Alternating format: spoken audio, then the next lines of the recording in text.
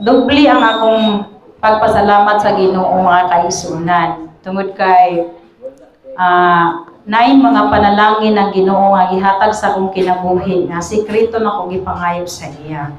Grabe gyud ako ang kalipay maigsuon. Dili siya bahandi, dili siya kanang maingon ta nga kanang mubo ra man kay nga kalipay Pero grabe gyud akong kalipay mga kaigsuon. I-share na ko ninyo kay naamang ko sa gasita murag related ra pod. Sa amoa sa Mindanao, ang among church gilutos. Ang among church nga bagong gitukod na sa among yuta, gilutos. Ang akong husband, siya ang i-kill sa maglutos. Tapos, usa man ko ka official sa wala pa ko dire sa amoa, official sa amoa nga lugar, local sa dili pa ko Seventh Adventist. Na ako'y tawagan nga mo help sa maong problema. Dako kayo akong kalipay mga igsuon ngano. Ang akong natawagan usa siya ka ni graduate sa MPC. Wa ko nagdahom nga iyaning protektahan ato nga panghitabo. Ang katong yuta gipalito siya sa misyon o bagulang og 180,000 para tukuran sa bagong church. Tungod kay ang church nga nasa amoong luti usa ka temporary, gitawag siya og Little Bamboo Church tungod kay gamay kay siya. Para lang to nga pagka matukod lang yun ang church dito. Tungod mga igsuon, dako kay akong kalipay kay pag abot sa time nga isog nga murag maana na jud akong husband. Giluhod nako jud ko sa Ginoo bang kanang sa time nga i-hearing na sila. Grabe jud akong luhod at Lord, na kabalo ba mo mga igsuon? While ga-hearing, nagluhod ra gyud ko. Wa ko kabalo kung nahuman na ba ilang hearing or na asay una na human ang akong pagluhod ug ang pag-hearing. Pag nanawag akong husband, diretso na sulbad, largo ning luhod ang katusiya. Tapos largo siya nag-sorry, nagpirma, nag-promise nga kanang if naay mahitabo sa mga 70 Adventist maski isa lang dito sa usa ka agreement nga gihimo nga siya ang paninglan. So, usa ka to sa nakapagaan sa akong dughan o grabe ang akong pagdaig o paghimaya sa Ginoo ko tungod kay grabe akong kalipay. No maigsuon, usa ka to ka mabaw nga kanang kalipay para sa uban pero sa ako dako kay itong nga milagro sa Ginoo. No nga, abi nako kung di na gyud madayon og tukod ang maong simbahan nga dako na nga tabang sa mission sa amoa to sa among lugar. Abi nako og mauna ka to ang katapusan magpermanente na lang gitong Little Bamboo Church nga nasa amo ang luti. Nakato nga luti amo tong balayanan kay ang among balay di jud matawag nga balay kanang payag nga murag nindot pang atong CR diri ba. Uy, ana ang balay sa Mindanao, payag lang siya. So naman lagi plano nga motukod pero kay naa pa man ang church so wala lang sa buto nga murag tubag sad sa Ginoo nga matagaan mi og katalukan nga church gihatag ang misyon og 180,000 na budget. Dako kay akong kalipay mga igsuon. Dako jud kayo. Bahala og birthday sa akong husband kahapon, wala siya nakahinumdum na limot pero ang panalangin sa Ginoo na agyud. Okay, igsuon. Okay, nining mga orasa mga igsuon, magsugod ta sa ato ang mission spotlight. Kining mission spotlight mao man ang gasita mga sugilanon sa atong mga kaigsuonan sa kamisyonan. Ang atong sugilanon karon mga igsuon, naay usa na to kaigsuon nga naasay na sinati sa iyahang kinabuhi nga usa ka milagro. Kini si Marisa, no maigsuon. Naani siya nagpuyo sa usa ka apartment sa diin sa usa sa mga dapit sa Washington, mga igsuon. Diin sa oras sa takna sa alas 2 sa kadlawon, nakamata siya. Pagmata niya, naghuna-huna siya nga magbanyo siya. Samtang nagpaingon siya sa banyo, murag peaceful ra yang mind ba, murag okay lang. Hantod nga ni success siya siyang pagbanyo, naglakaw na pud siya pabalik sa iyang room. Ug diha nga murag nahibong siya kay naay mga murag katingalahan nga murag nagdanag nga usa ka siga sa kalayo kay orange man ang color. So sa iyang kahibong, nilili siya sa kabintana. Iyang nakita mga kaigsuunan nga, nagsiga na ang kalayo, niya init na kinikaayo, ug naanagyod ni sa dingding sa iyahang kwarto. Unya ang iyaharap ang kwarto mga kaigsuunan, ikatulong nga andan na. Murag ka nang nagpanik na siya, di na siya kabalo sa iyang himuon.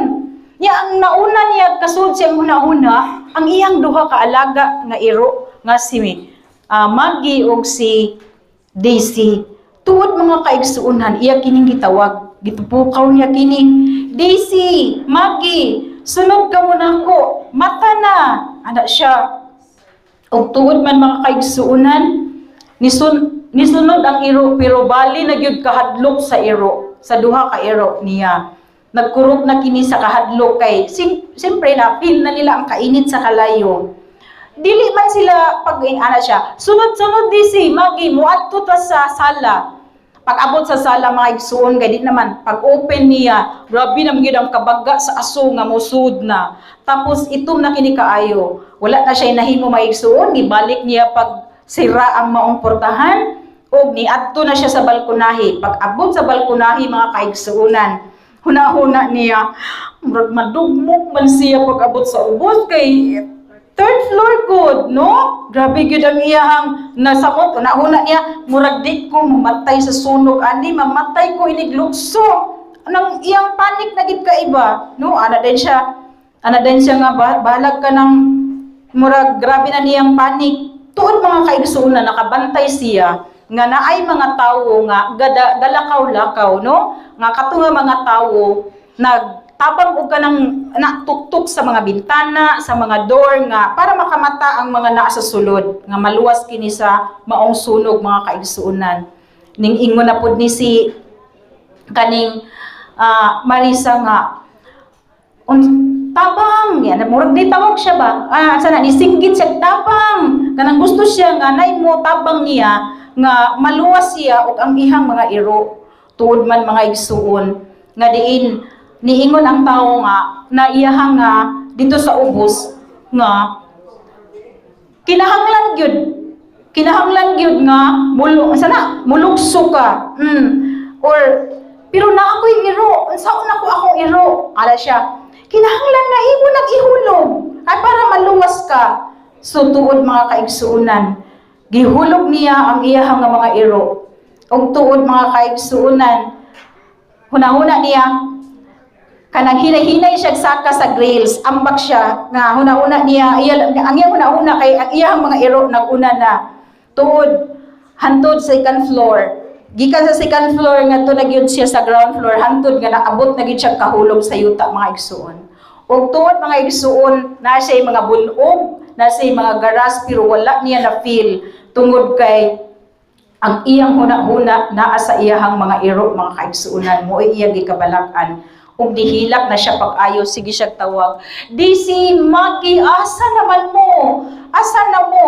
Di na niya makita mga kaigsuonan. Kung tuod, niingon ang iyang silingan nga nakita niya ang mga iro niya nga tuan ipaingon sa parking. Marag parking lot siguro ni mga igsuon. Tuod mga igsuon, murag na huwasan siya, no, dako iyang kalipay nga, luwas di iyang iro, kay nay nakakita nga ni adto sa maong parkingan. Nahinumdum dayon si Marisa mga kaigsuonan nga sa iyang apartment na dito tanan iyang cellphone tanan wa gid siya nadala murag ang naluwas niya si Maggie na lang ragyod og si Daisy mga kaigsuonan. Og tuod mga kaigsuonan gisultihan na dayon ni Marisa ang usa sa iyang nakita nga naay cellphone nga gusto niya tawagan ang usa sa iyang igsuon nga maka-help niya para makita ang iyahang duha ka iro. Og tuod gisultihan niya kini sa nahitabo. Kinahanglan nga muanhi ka para tabangan ko nimo aron makita nako ang ako mga iro. Og tuod ni abot mga kaigsuonan. Ang iyang usa ka igsuon o duha di ay kaigsuon aron pagtabang kaniya sa pagpangita sa iyang mga iro. Pero mga igsuon ni abot na sad ang mga fire truck niya kinahanglan ba ya kung naay fire truck ipagawa na tanan no kay para sila na ang bahala dito sa sunog. Pero si Marisa mga igsuon ni hangyo gid siya sa fire truck nga pangitaon sa gid niya mo balik sa gid siya sa parking para pangitaon niya si Maggie or si DC mga igsuon. Tuod mga igsuon, ang nakita niya si Maggie ragyod ug iya kining gigakos kabaw ka mga igsuon, grabe niyang kalipay, ligid-ligid siya sa kalipay, gigakos niya maayo si Maggie tungod kay nakita niya nga pinangga nga iro. Tuod mga igsuon, nagkinahanglan na sad siya taas-taas nga panahon, mga 17 ka oras or mga pila ka oras nga magpagpagita kang Daisy kay si Daisy wala pa jud nakit-an.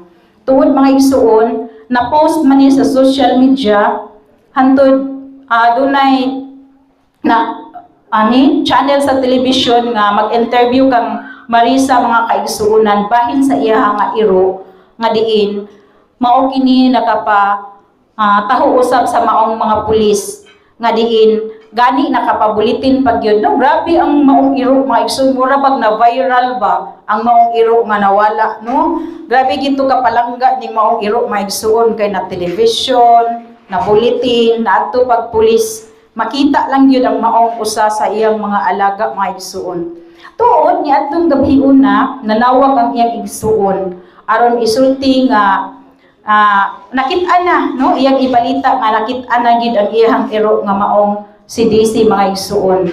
O abi nimo mga igsuon, sa bisan wala pa nakakita si Daisy sa panagway sa iyang agawon nga si Marisa, tingog palang daan nakailan na no, grabe gining alaga mga igsuon, grabe kayo taas kayo kanang panimaho no, makarelate gyud ko ani mga igsuon kay naapod ko'y mga alaga nga iro og iring.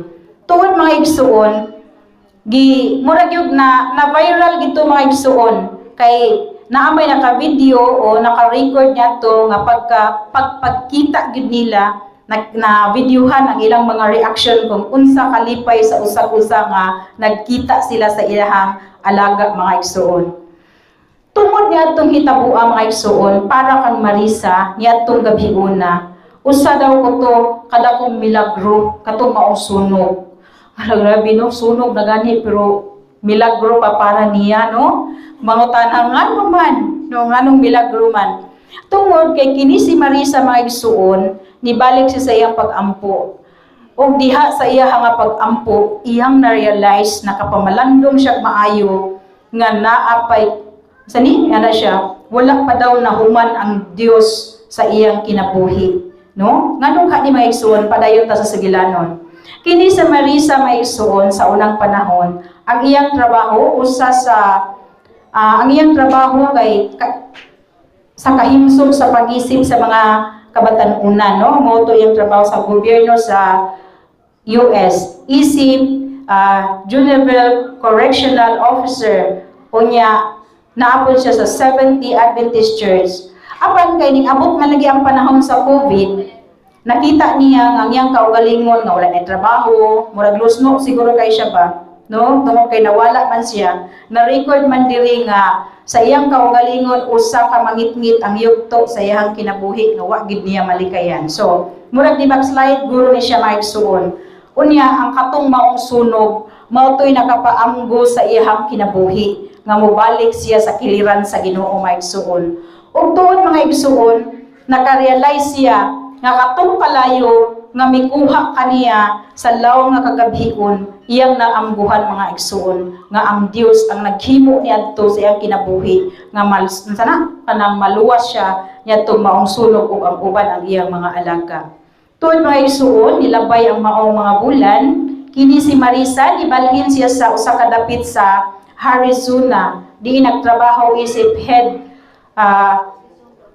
girls din sa Holbrook 70 Adventist Indian School sa dormitoryo sa mga kababayan mga igsuon. Nga diin, siya ang nagdumala sa mga dinusina nga mga kababayan dito o dito ang kinabuhi nga sa iyang pagbalik na feel niya nga malipayon kay siya mga igsuon uban kang Maggie o ni Daisy. Tungod kay ang iyang mga alaga gimahal usab ug gipangga sa mga kababayan nga iyang kauban. Tuod mga igsuon, ni adtong maong gipili niya kinabuhi, dito niya na feel ang tumang kalipay, no? Nga nibalik siya sa kiliran sa Ginoo. O iyang nahanduraw nga mas daghan pa di siya og buhat nga buluhaton nga para sa Ginoo nga mao kadto ang mga kuwang sa iyang kinabuhi.